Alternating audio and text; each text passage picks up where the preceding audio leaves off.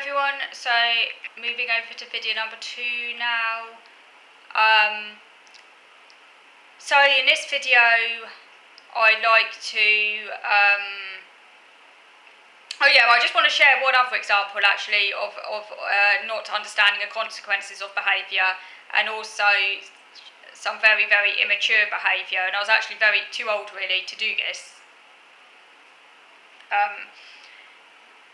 I was a bit too old really, but again, with Autism, you sort of mature later anyway.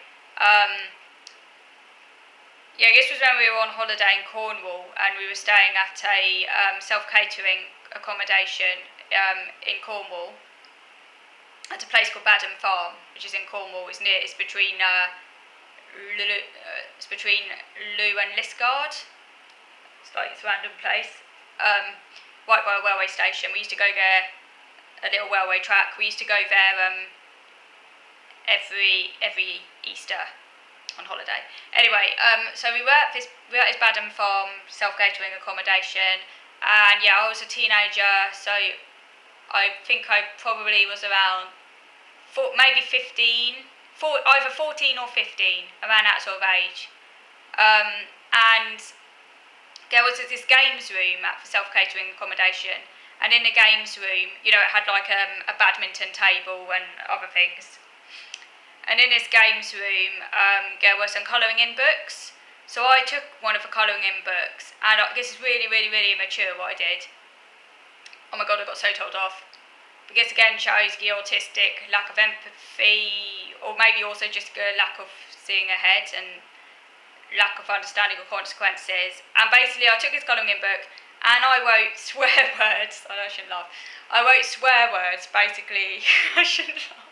Seriously, it's not appropriate, so I don't know why I shouldn't laugh. It's kind of funny, but it's not appropriate, particularly when you're like 14, 15. I took this colouring in book. So I shouldn't laugh. It's still quite funny, but seriously not appropriate. I wouldn't do this now, obviously. I have developed. It's just around 14, 15. I wrote swear words all over the colouring in book. So basically I wrote the F word, I wrote other words. And to me it was just like a joke.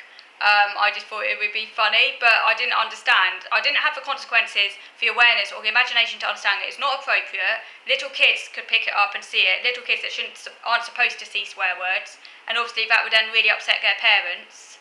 So I shouldn't laugh. I'm sorry, I really shouldn't laugh, but it's just, very, very, very inappropriate what I did. Really inappropriate. But again, it just shows that lack of empathy and lack of imagination that I had at that age. Basically what happened was the person who ran the self-catering accommodation, he basically told my parents about this, and that basically he didn't really want me in the games room anymore because it's like really bad what I'd done, obviously. And obviously I got a really big telling off from my parents. It's like really, really inappropriate. But like I said, that's just another example. It's in the past now, it's okay. I've grown up and I'm a different person now, so we can talk about these things. But I just want to talk about it really. Like I said, this is in my past, okay? It's got no reflection of who I am today. I'm a completely different person. I just wanted to talk about it because it's another example of some very inappropriate behaviour I did when I was younger, and just highlighting really how I think a lot of it does come down to immaturity, not understanding consequences, doing things that I found funny because I didn't understand why they might be offensive to other people. To me, it's just harmless fun. But I didn't understand how that could be really insensitive and offensive to parents, and basically. I didn't have that awareness, that understanding about what was appropriate. And I didn't have any sense of shame either. That's the other thing. You see, most typical 14, 15-year-olds would have a sense of shame, wouldn't they? They wouldn't do things that they would find embarrassing as well. I didn't have a sense of shame. That's the other thing. I do now, that was late to develop, because I think a sense of shame is really important to prevent people doing things like that, because if you don't have a sense of shame, it's kind of there's nothing really to stop the inappropriate behaviour. Sense of shame in a sense acts as a kind of natural inhibitor on inappropriate behaviour, but I didn't have that sense of shame at that age. It was late to develop. And I think that's the case for a lot of autistics. They don't have a sense of shame. Again, I think that is connected in some way to theory of mind, because in some respects, the theory of mind problem, it isn't just to do with understanding other people's perspectives. It's also a lack of self-awareness.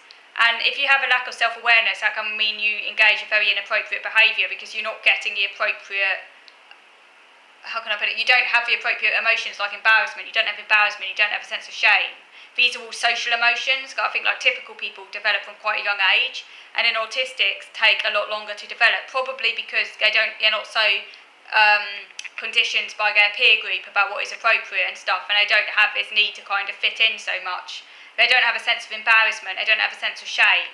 They're kind of more kind of cut off from other people. Now I do have a sense of shame and I do have a sense of embarrassment. I would say it's developed maybe a bit differently to other people, and it's still atypical. I just sort of feel it's definitely atypical. But and it can also, by the way, when the sense of shame and embarrassment does develop, and it did develop for me, but very late, it kind of went the other extreme. So I was very, very interested in child development, and that basically came out of my obsession with Kate Winslet, by the way. So I used to read parenting magazines. Like from cover to cover, but I'd read like every single detail, and I did feel a sense of embarrassment or a sense of shame, because when we got on the bus, because every Sunday we used to get on the bus to go for our walks, when we were out to country we got the bus, and my mum got me these parenting magazines with basically like pocket money. My mum used to go and buy them for me because I was too embarrassed to go and buy them, because I basically thought that they might think I was pregnant or something. And I did have a sense of embarrassment. I think I must have been about, 14, but I was kind of I basically was really worried. I didn't want to draw attention to it, because I think I sort of knew that my interest in child development, I don't know, I think I knew that most teenagers wouldn't be buying parenting magazines. But then again, I think the way I interpreted it was very extreme, because it's possible that a typical 13, 14-year-old who wanted to buy a parenting magazine would still have been able to do it, because I'm not sure, but my mum used to kind of draw attention to it and said, no one's interested in it. So it's kind of like, I did develop a sense of shame and embarrassment in some areas. It's kind of atypical. So in some areas, clearly, I didn't have it at all. Like in the example of writing swear words over that colouring in book, there was no sense of shame and embarrassment there, so it's a bit weird. But then in other circumstances, I did have a sense of shame and embarrassment, but it was kind of a bit extreme and maybe a bit kind of like over the top.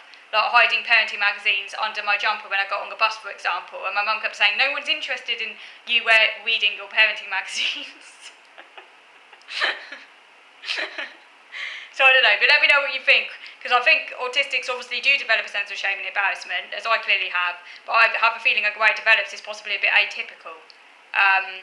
Now I think that might also reflect the self-state as well, in that you're so absorbed in yourself, you sort of think that everyone's watching you. So in a sense, sometimes the self-state can become, I think it can work in two ways. Sometimes the self-state means you're completely cut off from other people and have no sense of shame and embarrassment, but at other times the self-state can be where you're almost thinking you're the centre of the universe and everyone's watching you, which is also a form of self-state as well. But it's almost like self-state projected outwards, so then the sense of shame and embarrassment becomes so extreme that it's almost like you become completely inhibited, whereas at other times, it's almost like, that's the thing with autism, it's like all or nothing. Because shame or embarrassment can be at one extreme, where you almost like, it's like almost like extreme stage fright, where just like, I don't know, buying a parenting magazine, your theory of mind is a bit askew. In one sense you do have it because you're aware of other people, but the way your theory of mind is acting is different to normal, because you're kind of like, basically, you're kind of projecting your own thoughts onto other people, not really separating yourself from other people or knowing what's realistic, that actually most people aren't watching you. So in a way, it's like you do have some theory of mind, but it's kind of exaggerated and kind of working in a very atypical way, like it's kind of off the mark sort of thing. Maybe it's almost like a reaction formation against struggling with theory of mind or something, but like what I said last time about kind of like being extremely not trusting people is a kind of overreaction to struggling with theory of mind. So maybe it's a little bit like that. But again, at the other end of the scale, you can also have no shame or embarrassment. So it's almost like you've got extreme shame or embarrassment where it really doesn't matter, and then you have no shame or embarrassment, and actually you should have shame and embarrassment sort of thing. So yeah, let me know what you think. Anyway, I was going to talk a bit about showing you more like my caring behaviours when I was younger, because I don't want you to think I was just like an inappropriate person all the time, because I could be very caring and there were things I want to show that can show that, but I don't know if I've got time to talk about those things in this video, so I think I'm going to stop now and talk about those next time. So thank you for watching.